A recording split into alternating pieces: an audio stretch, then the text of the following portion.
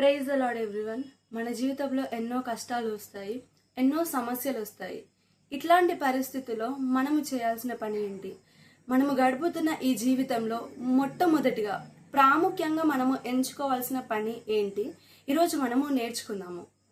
యోహాను 11వ అధ్యాయము 39వ వచనంలో, లాజరు మరణించాడు, అప్పటికే 4 రోజులు గడిచిపోయింది. లాజరు మరియా మార్తని దర్శించినప్పుడు మరియా మార్త అంటున్నాడు, ప్రభువా, మీరు 4 రోజుల ముందు వచ్చింటే బాగుండు, నా సహోదరుడు బతికి ఉండేవాడు అని. అయితే అలా మాట్లాడుతున్న వారితో దేవుడు అంటున్నాడు, మీరు ఆ రాయి తీయండి అని అంటున్నాడు 39వ అధ్యాయంలో. అప్పుడు వాళ్ళ సహోదరులు అన్నారు, ప్రభువా, అతడు చనిపోయి ఇప్పటికే 4 రోజులు గడిచిపోయింది, ఇది ఎలా సాధ్యము? అతడు శవమై కుళ్ళిపోయి ఉంటాడు అని అన్నాడు.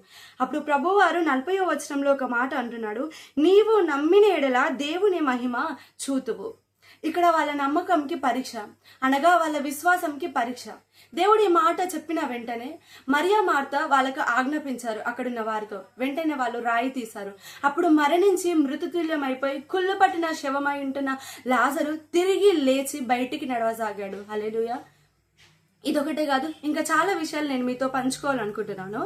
ఏంటంటే యోహాను 2వ అధ్యాయము 7వ వచనం మనము గమనించినట్టయితే, యేసు ఆ బాణలు నీళ్లతో నింపుడని వారితో చెప్పాను.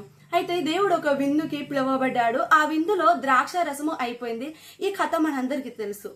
అప్పుడు మరియం వచ్చి ప్రభువారితో అంటుంది, అయా, ద్రాక్ష రసం అయిపోయింది. అప్పుడు యేసయ్య అన్నాడు, నా సమయం ఇంకా రాలేదు. కానీ ఆమెకున్న విశ్వాసంతో ఒక మాట చెప్పింది, మీరు ఆయన చెప్పినట్టు చేయుడి అని. అప్పుడు వెంటనే ప్రభువారు అక్కడున్న బాణలను మీరు నీళ్లతో నింపుడు అంటున్నాడు. అక్కడున్న వాళ్ళందరూ ఆశ్చర్యపోతున్నారు, ఏంటి ద్రాక్ష రసంకి నీళ్లకు సంబంధం ఏంటి? ఈయన ఎందుకు నీళ్లతో నింపమంటున్నాడని. ప్రభువారు వాటిని నీళ్లతో నింపి ప్రార్థించిన వెంటనే నీళ్లు ద్రాక్ష రసంగా మారిపోయాయి. హల్లెలూయా. ఇంకొక సందర్భాన్ని మీతో పంచుకోవాలనుకుంటున్నాను, రండి చూద్దాము. లూకా సువార్త 5వ అధ్యాయము 4వ వచనం మనం చూసినట్టయితే,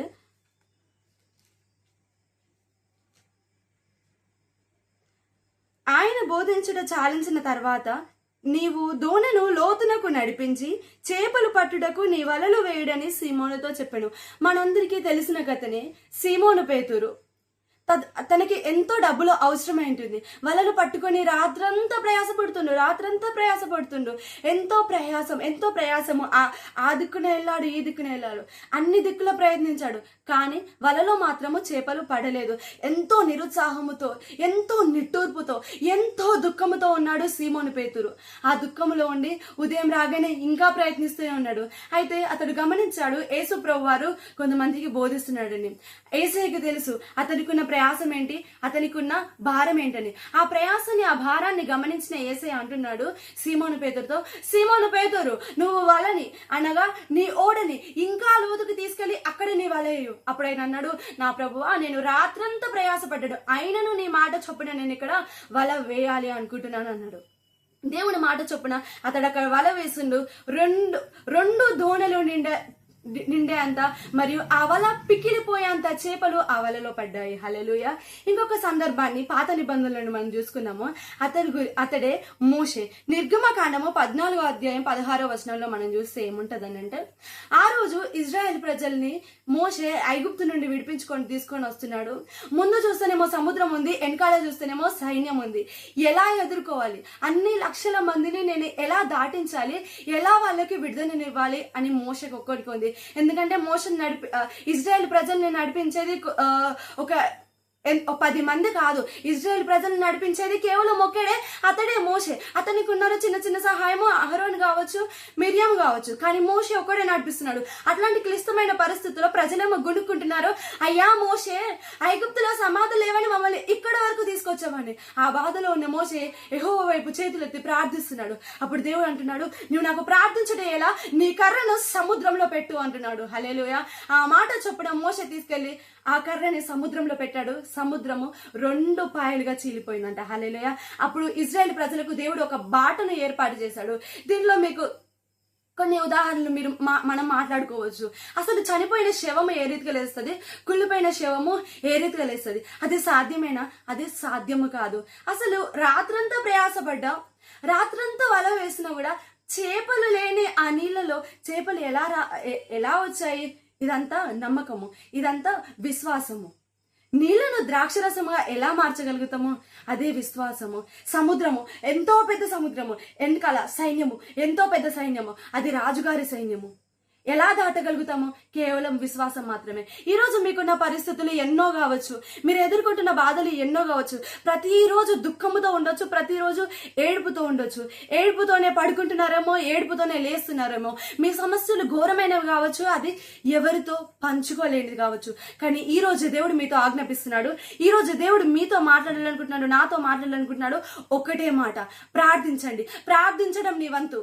ప్రార్థించడం, కేవలం ప్రార్థించడం మాత్రమే నీ వంతు. ఆ రోజు మరియ మార్తను చూసినట్టయితే రాయి బొర్లించడం వాళ్ళ వంతు అంతే. సమాధుల నుండి లేపడము యేసే వంతు. బాణలను నీళ్లతో నింపడము మన వంతు అంతే. దాన్ని ద్రాక్షరసముగా మార్చడము దేవుని వంతు. ఈ రోజు వలలన్నీ సముద్రంలో వేయడము, నీళ్లలో వేయడం మన వంతు. వాటిని చేపలతో నింపడము దేవుని వంతు. ఈ రోజు కర్రని తీసుకెళ్లి సముద్రంలో పెట్టడము నీ వంతు, నా వంతు. కానీ ఆ సముద్రంను 2 పాయలుగా మార్చడము దేవుని వంతు. మన పని ఏంటో మనం చేయాలి. ఈ రోజు మన పని ప్రార్థించడము, కేవలము ప్రార్థించడము. ప్రార్థించడమే మన పని. కార్యము చేయడము దేవుని వంతు. ఏంటి కార్యము జరగట్లే అని నిరుత్సాహపడకండి. ఏంటి ఇంకా ఈ రీతిగానే ఉంది అని బాధపడకండి. ఏంటి ఇంకా ముందుకు వెళ్ళట్లే అని దిగులుతో ఉండకండి. ప్రార్థించడం మాత్రమే మన వంతు అంతే. ఈ రోజు క్రైస్తవులుగా ఉంటున్న మనందరి జీవితంలో సమస్యలు ఉండొచ్చు, అది సాధారణమే. కానీ మనం ఒకటే నేర్చుకోవాలి, ప్రార్థన చేయడము. ప్రార్థించడం మన వంతైతే తిరిగి లేపడం దేవుని వంతు. ప్రార్థించడం మన వంతైతే ద్రాక్షరసంగా మార్చడం దేవుని వంతు. ప్రార్థించడం మన వంతైతే వలలో చేపలతో నింపడం దేవుని వంతు. ప్రార్థించడం మన వంతు అయితే సముద్రమును పాయలుగా మార్చడం మన వంతు. అనగా ముందు ఎన్నో సమస్యలు ఉండొచ్చు, వెనకాల ఎన్నో సమస్యలు ఉండొచ్చు. నువ్వు ముందుకు వెళ్ళలేకపోవచ్చు, వెనకాలకి వెళ్ళలేకపోవచ్చు. అయినా పర్లేదు, నిరుత్సాహపడకండి. ఆ కర్ర అనగా ప్రార్థన అనే ఒక ఆయుధాన్ని మీరు మీ జీవితంలో పెట్టుకోండి. దేవుడే సరళమైన ఒక మార్గాన్ని సృష్టించి మిమ్మల్ని ఎంతో మీరు ఊహించని గమ్యానికి దేవుడు చేరుస్తాడు. ఇటు చిన్ని వాక్యం దేవుడు దీవించి ఆశీర్వదించునుగాక. ఆమేన్.